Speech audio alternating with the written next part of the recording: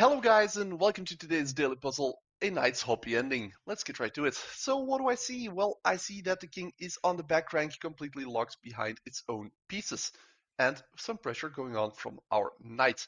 Now on top of all of that, I also notice that we have our queen that can slide in giving a check, which actually would force the king in the corner because if he moves to the right instead, well then under cover of the knight our queen would be able to slide in and deliver checkmate. So I assume they don't want that and instead will move into the corner. Now from here on, it actually is rather tempting to move in with the knight and give the check. However, sadly, this will force the king to move over, and this won't be checkmate because the queen's pressure no longer will apply, as the knight will interpose it itself. But this still seems the best move because it's the only way we can give a check that isn't easily countered.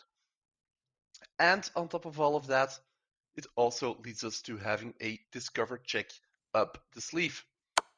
Now, we could go for the discover check, and with the double check, it would actually force the king to move.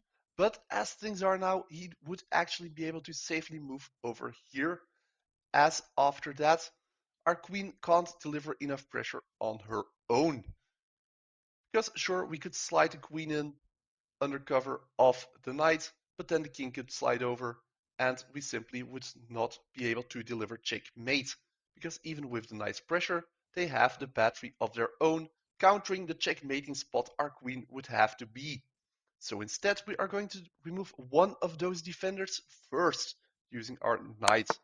Obviously, with this check and the checkmate threat from the queen under cover of our new position of the knight, still is enough to push the king to the side, meaning that we can simply bring our knight now back with the same check threat, but this time actually go for this one because they no longer have the needed defense.